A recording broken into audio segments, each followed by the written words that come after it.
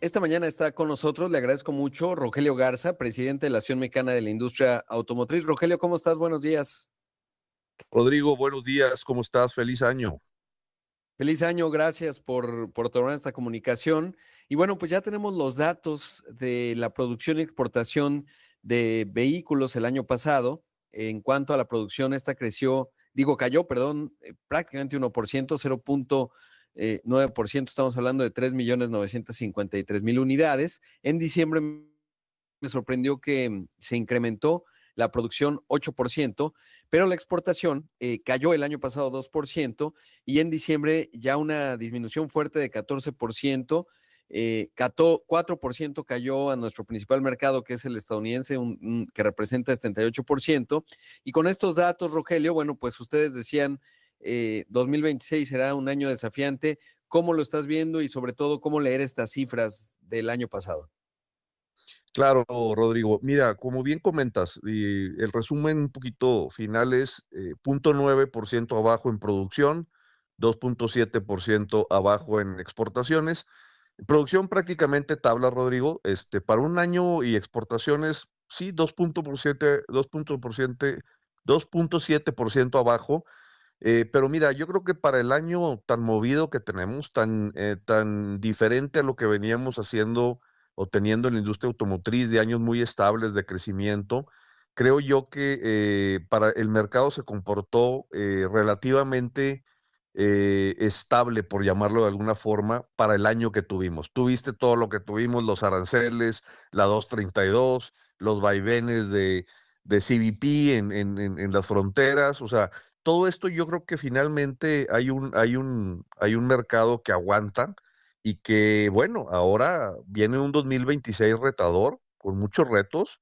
Yo creo que lo más importante para la industria automotriz para este 2026 va a estar en dos temas fundamentales, en la revisión del tratado, revisión del TEMEC, y en la verificación de las tarifas que nos impactan y que actualmente nos tienen con un 25% que podemos descontar el contenido americano, pero bueno, ahí van a estar radicando las dos cuestiones importantes para esta industria, para este 2026, Rodrigo.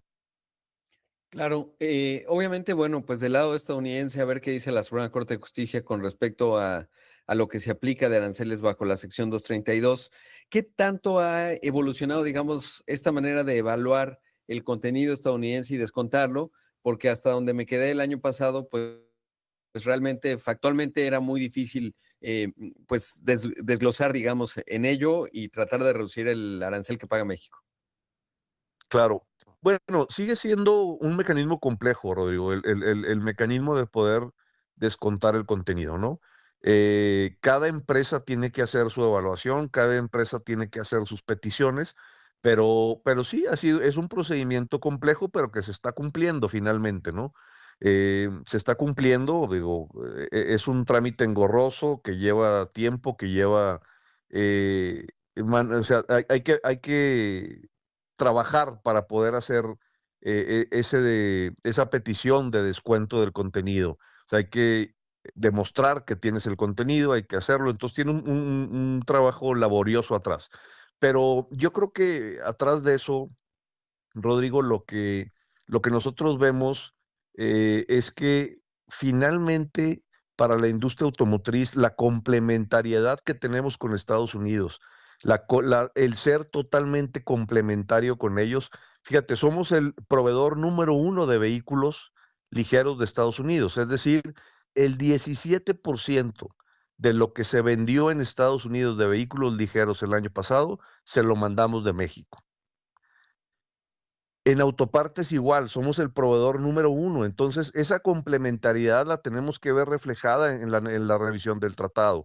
Eso es lo que estamos esperando y para eso es para lo que estamos ya listos y preparados nosotros como industria con nuestros contrapartes americanos y canadienses para poder tener y poder llegar a un acuerdo que le permita a esta industria automotriz seguir siendo la número uno en Norteamérica y si esa industria motor jaladora de muchas más industrias atrás, ¿no?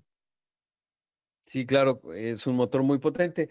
¿Y cómo está la posición relativa de México? Sobre todo porque justo el año pasado, en la segunda mitad, Estados Unidos fue teniendo distintos acuerdos con Japón, etcétera, con otros productores o países que producen muchos automóviles.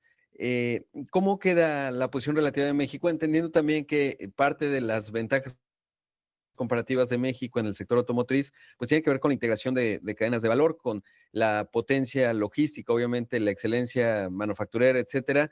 Pero ¿cómo quedamos, digamos, después de los acuerdos que fue cerrando Estados Unidos el año pasado?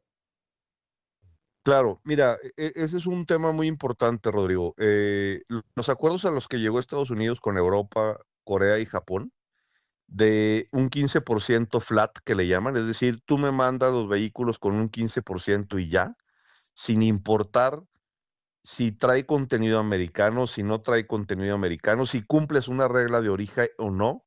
Eso es la situación actual con Europa, Japón y Corea.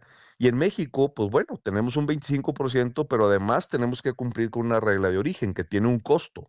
El cumplir con la regla de origen significa cumplir con 75% de contenido de la región Norteamérica, lo cual tiene un costo. Tiene un costo para las empresas hacerlo. Entonces, esa es una situación delicada ahorita para la industria.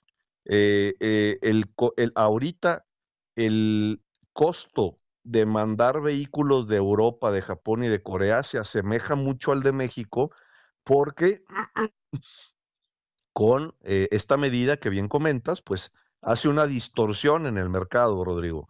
Eso se lo hemos dicho nosotros a los mismos empresarios americanos y al mismo gobierno americano, que están generando una distorsión que no solo perjudica a compañías extranjeras para ellos, sino perjudica a las mismas compañías americanas. Las mismas compañías americanas que tienen planta en Europa, en Asia, en otros lados, también se ven perjudicadas por esa medida de distorsión. Entonces, ese es uno de los temas principales que nosotros estamos viendo con la Secretaría de Economía, con el secretario Ebrard, para poder trabajar con Estados Unidos para eliminar esa distorsión. Es decir, no puede ser que estemos en esa diferencia de tarifas que generan esta distorsión. Claro. ¿Y qué tanto se están relocalizando Estados Unidos, que es lo que Donald Trump obviamente en un discurso político presume una y otra vez? ¿Qué tanto muchas empresas sí se está viendo real que dicen, pues vamos a tratar de concentrarnos en la región Norteamérica? Mira, más que Digo, en Estados relocalizar Unidos, me refiero. en Estados Unidos, más que relocalizar, Rodrigo, es decir, que se muevan de un lugar ahorita a otro, lo que hemos visto es que en cuanto a nuevas inversiones han decidido algunas efectivamente invertir en Estados Unidos. No tanto el decir me muevo de México para irme para allá.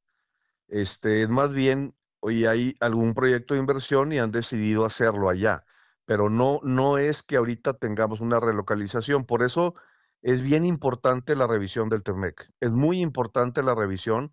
En esa revisión debe quedar claro las reglas a seguir para adelante y quitarnos cualquier tarifa tipo 232 o de cualquier otro tipo. O sea, ahí debemos de llegar a un acuerdo y de ahí para adelante con las reglas claras, como venimos trabajando, sin tarifas, sin intervenciones, sin límites a la exportación, sin límites al comercio. Es decir, hay un acuerdo, hagamos vigente el acuerdo, trabajemos sobre las reglas del acuerdo y vayamos por lo que sigue, ¿no?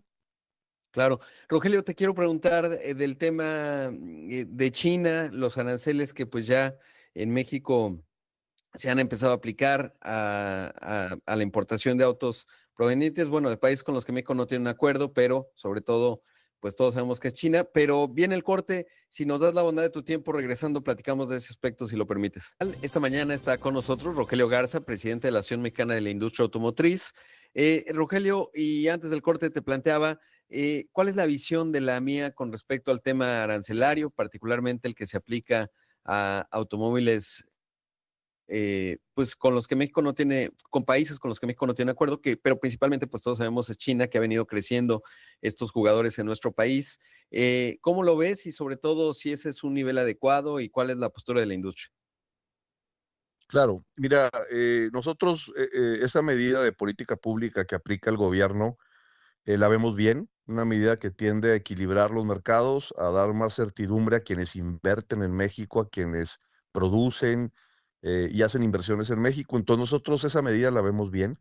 Y bueno, lo que nosotros vemos es que es una medida que busca un piso parejo para la competencia en México y creo que poco a poco empezará a darse. Hay que ver qué reacción tiene para todas las importaciones que tenemos de países con los que no tenemos tratado, porque no es una medida contra algún país en lo particular, como bien lo dijiste, es una medida contra quien no tenemos tratado. Y bueno, pues vamos a esperar a ver qué es. Lo que hizo México se fue al límite permitido por la OMC, que es el 50% en el caso de los vehículos. Y bueno, ahí estaremos, vamos a ver cómo reaccionan los mercados, pero bueno, es una señal positiva para buscar un piso equilibrado de competencia en México. Claro. Ahora, ¿tienen forma de tener alguna visibilidad en términos de las importaciones? Porque la lógica diría que se inventariaron, ¿no? Es decir, como ocurrió un poco en Estados Unidos, pues muchos dicen importamos mucho antes de que aplique la medida que empiece este 2026 y entonces ya, digamos, pues el efecto como tal lo veríamos más adelante en el año en términos del mercado y el precio. Pero saber si ustedes tienen alguna visibilidad de si se han dado estos movimientos. Sí, Rodrigo, efectivamente nosotros sí vimos que hubo este mecanismo que tú comentas y como bien comentas, yo creo que el efecto de esta medida se estará viendo más adelante porque bueno, la medida estuvo en discusión un buen tiempo, lo cual permitió que tomaran precauciones algunas empresas que utilizan esos mecanismos. Entonces, pues bueno, sí, coincido totalmente con lo que comentas y es lo que nosotros vemos. La medida o el impacto de la medida la estaremos viendo más adelante del año.